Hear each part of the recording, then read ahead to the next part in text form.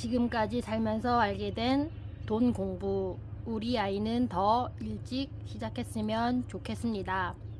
안녕하세요. 오늘도 단단해지는 중입니다. 오늘은 우리 아이 부자 습관을 읽고 가장 크게 느낀 점을 이야기해 보려고 합니다. 책을 읽는 내내 계속 들었던 생각이 하나 있습니다. 내가 어릴 때부터 경제 교육을 받았다면 내 인생은 조금 달라지지 않았을까? 저는 지금까지 살면서 공부도 열심히 했고 대학도 다니고 자격증도 취득했습니다. 하지만 돌이켜보면 대부분의 공부는 좋은 직장에 취업하기 위한 공부였습니다. 돈이 스스로 일하는 방법, 자산이 자산을 만드는 구조, 투자와 경제에 대해서는 너무 늦게 배우기 시작했습니다. 그래서 두 딸은 조금 다른 교육을 해보고 싶다는 생각을 하고 있습니다. 책에서 가장 인상 깊었던 내용, 책에서는 부자가 되는 습관은 성인이 되어서 갑자기 생기는 것이 아니라 어릴 때부터 만들어지는 생활 습관이라고 이야기합니다. 돈을 무조건 아끼는 것이 아니라 돈을 관리하는 습관, 돈을 모으는 습관, 돈을 불리는 습관, 이 세 가지를 자연스럽게 배우는 것이 중요하다고 말합니다. 이 부분이 저에게는 정말 크게 다가왔습니다. 그래서 우리 집은 이렇게 시작했습니다. 저희 집에는 초등학교 3학년과 1학년 딸이 있습니다. 3월부터 용돈을 주기 시작했고 초등학교 3학년은 3,000원을, 초등학교 1학년은 2,000원을 주기로 했습니다. 대신 한 가지 약속을 시작했고 용돈 기입장을 꼭 작성하기로. 아직 습관이 들지 않았지만 돈을 어디에 썼는지, 얼마를 남겼는지 조금씩 스스로 생각하며 정리하는 모습에서 작은 변화가 느껴집니다. 부모인 저도 아직 배우는 중입니다. 사실 저는 아직도 돈 공부를 하는 초보입니다. 예전에는 돈을 버는 방법이 오직 하나였습니다. 내가 직접 일해야만 돈을 벌 수 있는 구조. 그런데 재테크를 공부하면서 처음 들은 말이 있습니다. 돈이 일하게 만들어라. 이 말을 듣고 정말 머리를 한 대 맞은 기분이었습니다. 왜 이제야 이런 생각을 했을까? 평생 근로소득만 생각하며 살아왔다는 사실을 깨달았습니다.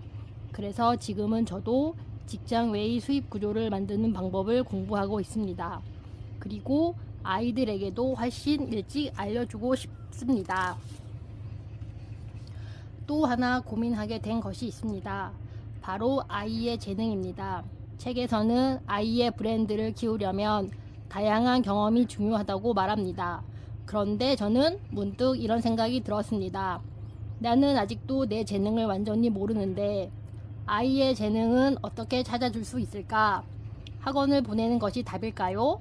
책을 많이 읽게 하는 것이 답일까요? 운동, 음악, 여행, 캠핑, 봉사활동. 무엇이 아이에게 맞는 경험일까요? 아직도 정답은 모르겠습니다. 하지만 한 가지는 분명합니다. 부모가 대신 정답을 정해주는 것이 아니라 아이가 직접 경험하면서 자신의 길을 찾도록 도와주는 것이 더 중요하다는 것입니다. 제 인생을 돌아보면 저는 학교에서 하라는 대로 정말 열심히 공부했던 모범생이었습니다. 학원도 다녔고 기술 분야 대학에도 진학했지만 적성과 맞지 않았습니다. 학원비와 등록금을 합치면 적지 않은 돈이 들어갔습니다.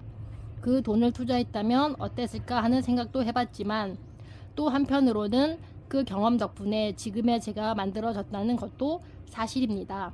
그래서 아이들에게는 무조건 돈을 아끼기보다 살면서 피가 되고 살이 되는 경험에는 아낌없이 투자해주고 싶습니다.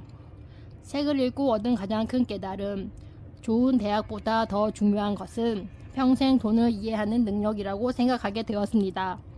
직장 하나만 바라보는 삶이 아니라 돈이 일하는 시스템을 이해하고 경제를 배우고 투자를 공부하고 자신의 재능을 발견하는 것, 이 네 가지가 앞으로 아이들이 살아갈 시대에는 더욱 중요해질 것 같습니다.